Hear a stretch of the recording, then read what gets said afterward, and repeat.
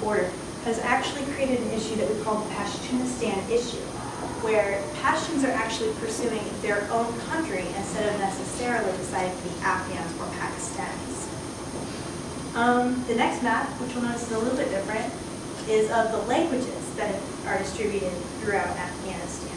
Now, what's interesting to note is that a lot of that central area is green, which means that a lot of those tribes in the central areas are moving from their own tribal languages to the standardization of Dari, which is very nice because the two official languages of Afghanistan are Dari and Pashtun. And so that kind of shows an interesting trend of the tribal groups sort of coming to work together over a common language, which is sort of an interesting thing to look at.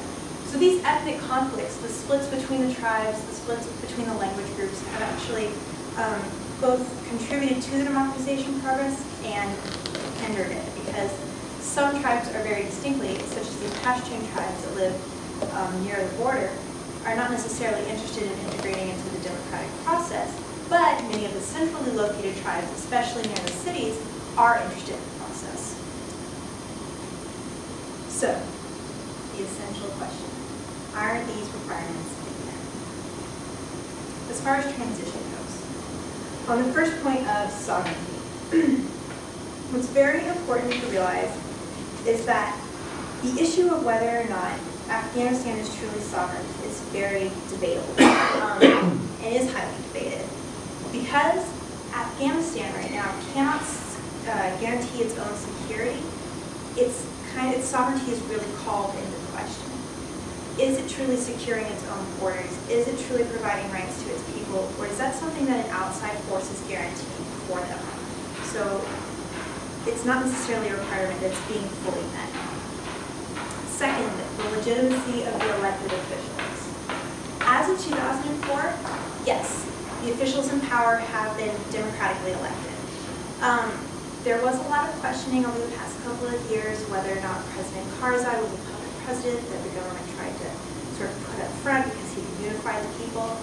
Whether or not that's true, the numbers still show that he was democratically elected, and that's what's most important. So he's democratically legitimate in the governance of the country. And the way that the different councils have been appointed as well in Afghanistan have been legitimate. The tribes have elected their council, and Karzai has appointed his own council. So they're following the rule of the Constitution, and that's what matters. The Constitution itself is one of the greatest successes in democratization history.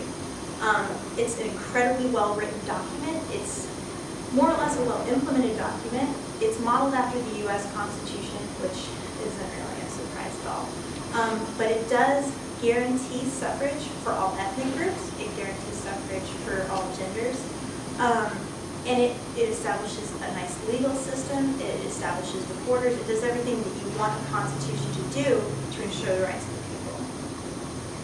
And lastly, like I just talked about, within the Constitution, there is the existence of universal rights and suffrage that are provided for on paper.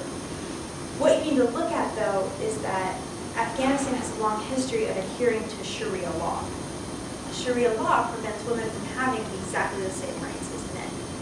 So you don't see, under traditional Afghan culture, women being able to leave the home, women being able to participate in government.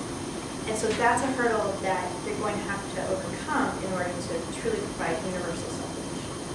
During the 2004 elections, they actually did have a large number of female voters turn out, which was very nice to see. It's nice to see the democratization process taking hold. But only 25% of the population participated in the election. That's 3/4 of your people being left out of the election, and it kind of makes a big difference as far as how democratic the election is. As far as consolidation goes, like I just talked about, there has been, in the 2004 elections, there was a 25% participation rate, which is actually higher than was expected, according to a lot of different sources. And 25% is fairly high for a country's first election. So the people are demonstrating that they are free, they are lively, but there are 3/4 of the members of the population that are still not able to access that voting mechanism and not able to access the election system. And so it's important to keep facilitating that among the non-voters within the country. The political society, not so autonomous, which is kind of what we're looking for. They're operating very strongly under foreign influence, most notably that of the United Nations Assistance Mission to Afghanistan, UNAMA. And right now they're facilitating the elections, they're ensuring the security, they're making sure that the infrastructure is being built up. And it's really degrading the autonomy of the political society within Afghanistan. The rule of law is not necessarily as strict as it needs to be.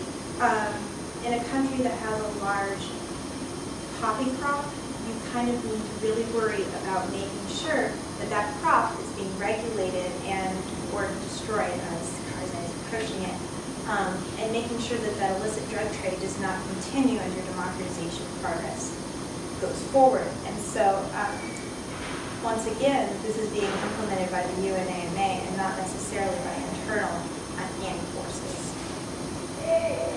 The useful bureaucracy has also very much come into question recently regarding the appointing of warlords to government positions within Afghanistan. This is kind of not the point of the bureaucracy. The point of the bureaucracy is to distribute power so that it's most usable for the people. But when these warlords are being appointed to government position, it really makes the country question whether or not it's going to be thrown back into the civil war that tore apart in the 80s and 90s. And the warlords aren't necessarily democratically pursuing the interest of the people. They are tending to pursue the interest of their tribe over the interest of the country as a whole, which is going to hinder democracy. And finally, the issue of the economic society. I don't think that anyone right now can say that they have an institutionalized and working economic society. When I first began working on this paper, the economy was still fairly stable, but Afghanistan's wasn't. And now with the economic crash, it's fallen further into ruin, just like all of us have. And so right now they have no income aside from